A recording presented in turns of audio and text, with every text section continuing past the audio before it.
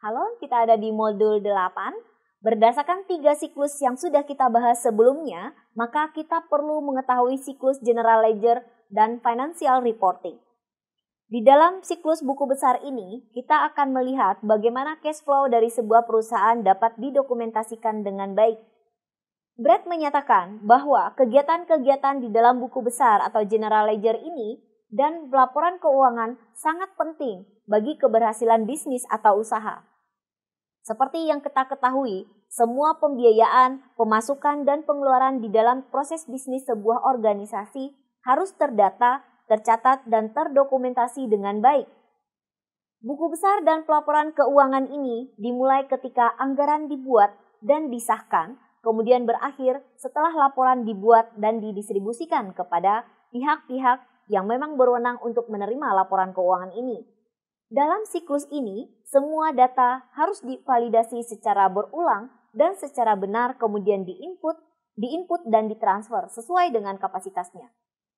Jurnal harus dipersiapkan dengan akurat dan independen, sedangkan laporan keuangan harus dirancang dengan baik serta berisi data-data yang relevan dan tepat.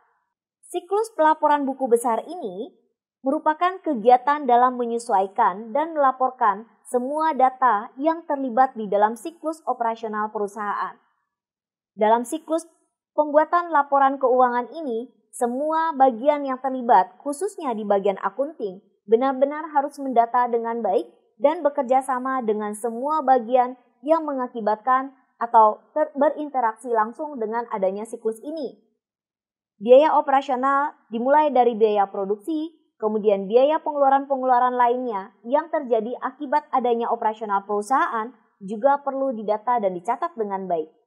Hal ini tidak saja untuk mengetahui status keuangan perusahaan, namun juga untuk mengukur sejauh mana berdampak terhadap perusahaan pada saat pengeluaran-pengeluaran tersebut tercatat dengan baik dan apakah sesuai dengan pendapatan yang diterima oleh perusahaan.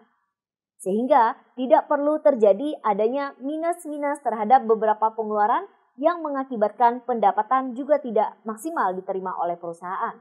Di dalam memodelkan siklus General Ledger dan Financial Reporting ini, kita juga bisa menggunakan kedua diagram yang dimaksud, baik DFD maupun REA diagram. Dan seperti yang kita bahas sebelumnya, REA diagram dapat tetap digunakan untuk mensupport proses pemodelan menggunakan DFD atau Data Flow Diagram. Apa saja yang harus diketahui? Di antaranya adalah kita harus mampu memilah dengan baik siapa saja agen-agen yang terlibat, event apa saja yang terjadi, kemudian resource mana saja yang juga berkontribusi di dalam proses-proses yang terjadi. Dari ketiga hal tersebut, kita dapat menggambarkan DFD dengan menyamakan atau menyesuaikan antara eksternal entitas dengan agen-agen yang terlibat di dalam proses bisnis di dalam pembuatan buku besar ini. Di dalam menggabungkan semua diagram-diagram tersebut, tentu saja kita akan mengetahui sejauh mana siklus terhadap buku besar dan laporan keuangan ini dapat berjalan dengan baik menggunakan kedua model yang dimaksud. Semoga sukses, silakan gunakan kedua model ini untuk menggambarkan siklus pendapatan, siklus pengeluaran, produksi, serta buku besar dan laporan keuangan yang dapat teman-teman gunakan di dalam merancang sebuah aplikasi. Terima kasih, salam.